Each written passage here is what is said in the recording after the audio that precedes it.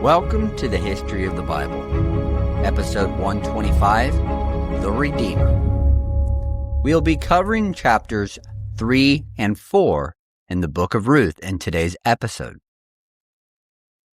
In the last episode, we introduced Boaz and how he helped Ruth and Naomi by allowing Ruth to glean in his field. But the continued need to glean for themselves was not what Naomi wanted for Ruth. Naomi told Ruth, "My daughter, I must find a home for you where you will be well provided for." The end of the harvest had happened for the barley and the wheat. The grains would be prepared by crushing the plants, throwing the crushed plants into the air, and letting the grains fall to the ground. The wind would carry the lighter plant stock away, and the heavier grain would fall to the ground. This would separate the two so that the grain would be gathered and used. The end of the harvest would become a community event. All the farmers would bring their crops to the threshing floor. Here, the wheat and barley would be processed. When it was finished, they would become places of business, celebration, and worship. This may be why Naomi mentions that when Boaz laid down after eating and drinking, it was a celebration. The whole community would be involved in this one event. The people of the city or villages would have food for the coming year. However, Ruth was not at the event. Naomi told Ruth to go to Boaz. When he lies down, note the place where he is lying. Then go and uncover his feet and lie down. He will tell you what to do. More than likely, Boaz stayed near his harvest to prevent any theft of the grain. The debate has gone on about what this means. Some scholars believe it was simply Ruth going to where Boaz was sleeping, uncovering his feet, and then lying down next to him. Scholars believe that the way in which Boaz and Ruth are portrayed in the story as being noble in character, there is no reason to infer Ruth did anything other than uncover Boaz's feet. Other scholars believe the gesture was sexual in nature. Sometimes the word feet could refer to the genital region. In addition, the word uncover is often used to say there were sexual relations with each other. Therefore, combining the words would imply Ruth uncovered Boaz's genital region and had sex with him. However, there is a realization that Boaz was sound asleep until he was startled in the night and did not realize Ruth was lying next to him. In the middle of the night, something startled the man. He turned, and there was a woman lying at his feet. "Who are you?" he asked. "I am your servant Ruth," she said. "Spread the corner of your garment over me, since you are a guardian redeemer of our family." Boaz was unaware of Ruth being next to him until he asked who she was. Later on, Boaz states, "All the people of my town know that you are a woman of noble character." Therefore, it could actually have been Ruth who went to where Boaz slept and uncovered his feet. What's the significance of uncovering the feet? The social meaning has been lost to time. That's if there was ever a meaning behind it. It may have been a simple way to eventually wake the man from his slumber. But the statement of Ruth asking Boaz to spread the corner of your garment over me since you are a guardian redeemer, this would be a request for marriage. Later in the Bible, it uses the same type of picture to represent the Lord taking in the nation of Israel as his bride in Ezekiel chapter 16, verse 8. "Later I passed by, and when I looked at you and saw that you were old enough for love, I spread the corner of my garment over you and covered your naked body. I gave you my solemn oath and entered a covenant with you, declares the sovereign Lord, and you became mine." The image is Ruth is asking Boaz to take her into his care and under his household. In addition to the request for Boaz to marry her, Ruth says Boaz is also the Redeemer for her and her family. Ruth is requesting Boaz to marry her. Boaz responded with, "The Lord bless you, my daughter. This kindness is greater than which you showed earlier. You have not run after the younger men, whether rich or poor, and now, my daughter, don't be afraid. I will do for you all you ask." Boaz accepts Ruth's marriage request. He is also impressed that she did not pursue a younger man to marry, which indicates Boaz was not a younger man, but older, which goes with his reputation as a man of standing, a leader in the community. There is an issue. Boaz stated, "Although it is true I am a guardian redeemer of our family, there is another who is more closely related than I.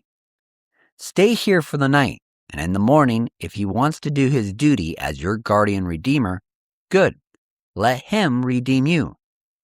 But if he is not willing, as surely as the Lord lives, I will do it. Lie here until morning." This meant there was a closer family member who was supposed to redeem Ruth and her family. Often it was to be the brother who would redeem his brother's wife. And if there was no brother, as in Ruth's case, the next family member would marry the widow. This may have been a cousin or an uncle. Ruth stayed the night. Again, no sexual connotations are mentioned in the Hebrew language to indicate that it was nothing more than Ruth sleeping. Ruth would leave the place early in the morning, before it was light enough to be recognized. But before leaving, Boaz sent Ruth off with grain for her and Naomi. That morning, Boaz went up to the town gate and sat down. This would have been where the town square was located. It would also be where everyone would come in and out of the town. Thus, Boaz would find the other relative who was closer by blood to Ruth and had the right to redeem her. Often, the cities and towns during this time period were constructed with multiple chambers within the walls and gates. Inside the gates' chambers were benches that lined the area and would have also have basins from which the animals could drink water. From here, the people would come and sit at the gates, along those benches. It was also the place where business was done and deals were made. When Boaz saw the relative, he invited the man to have a seat at the gate with him. Boaz also got 10 elders of the town to sit down. Elders function in very similar roles throughout ancient times. It was those who would administer the affairs of the community.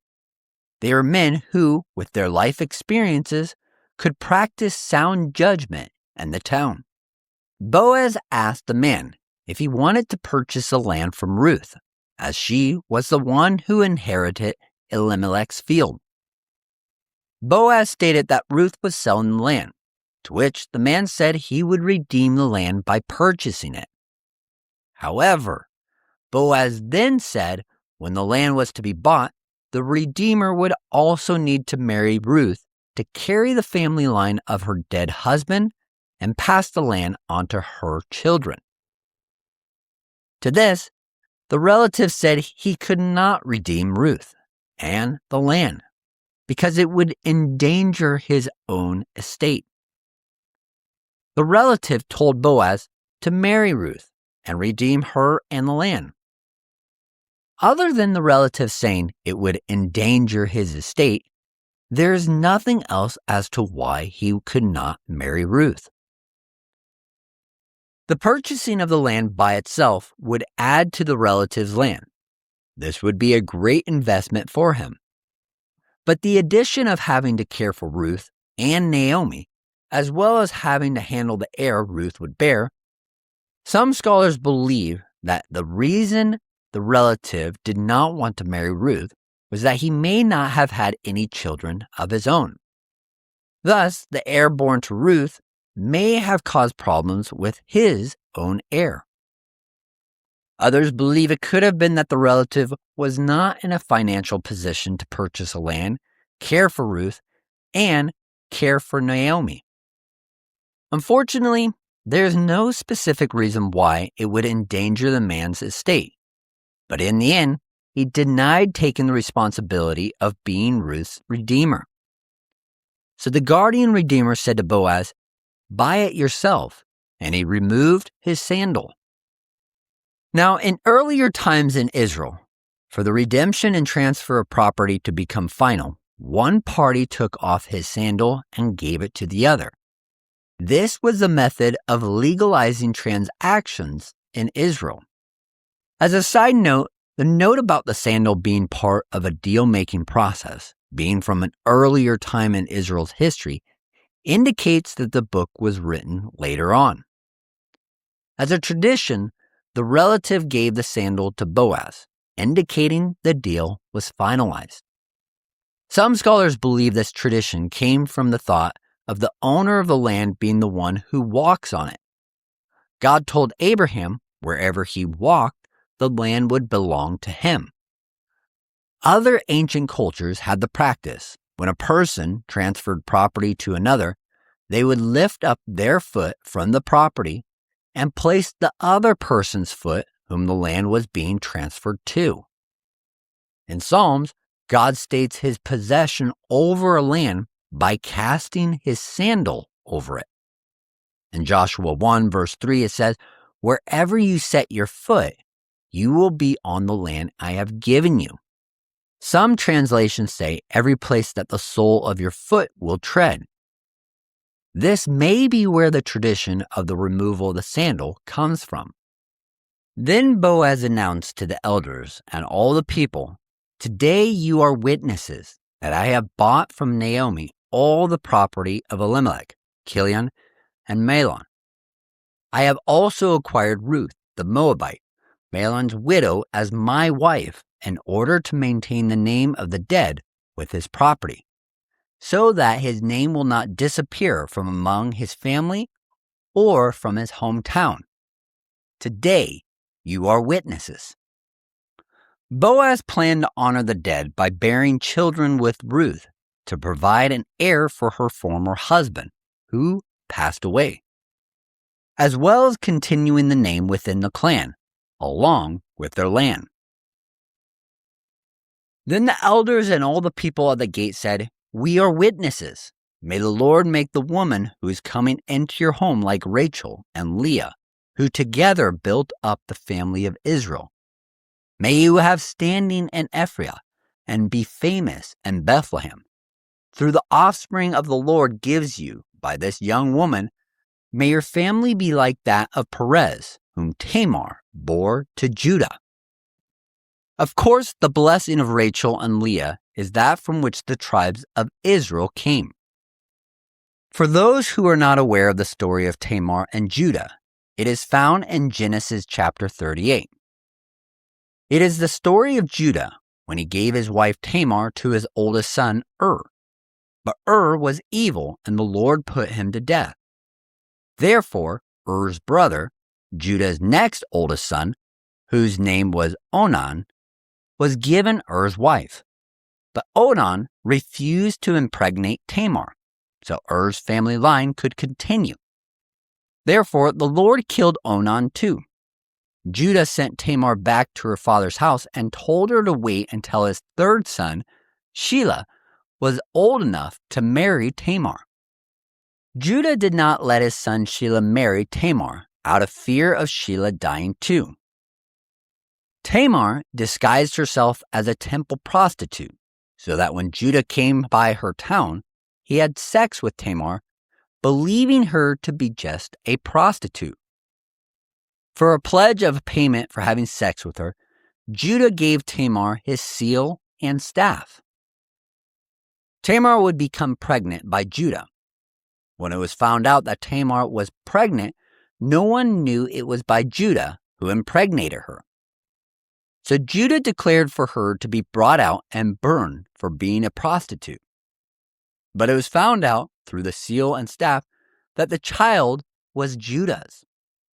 Tamar would give birth to 2 boys, twins. As she was giving birth, one of them put out his hand, so the midwife took a scarlet thread and tied it on his wrist and said, "This one came out first." But when he drew back his hand, his brother came out, and she said, "So this is how you have broken out." And his name was Perez. This is the story of Judah, Tamar, and Perez. But it was through Perez that one of the main clans of Judah would descend. It was also important because it would also be the line Boaz was from. Once it was set that Boaz would marry Ruth, the ceremony was conducted. Eventually, Ruth would bear a child with Boaz and name him Obed. This would become the grandfather of David, who would become king. Ruth gave birth to a son. The woman said to Naomi, "Praise be to the Lord, who this day has not left you without a guardian redeemer. May he become famous throughout Israel. He will renew your life and sustain you in your old age. For your daughter-in-law, who loves you and who is better to you than 7 sons, has given birth." Then Naomi took the child in her arms and cared for him. The woman living there said, "Naomi has a son." The term Naomi has a son could mean she legally adopted Ruth's son as her own. But it may also mean Naomi, that through the offspring of Boaz and Ruth, Naomi's husband, Elimelech's name would continue. The book of Ruth was mostly written to show the lineage of David, who would become the king of Israel. But it also shows the loyalty, faithfulness, and trust through what would come the line of David, and ultimately the line of Jesus, who would become the ultimate Redeemer. This concludes the book of Ruth. Yes, a very short book, but despite the times of the judges being a chaotic period in the history for the tribes of Israel, there were still those who were faithful to what the Lord said and his laws. In the next episode, we will begin to go into the time period of the kings. So join us next time in episode 126. Until next time, remember that you are loved, special, and worthwhile.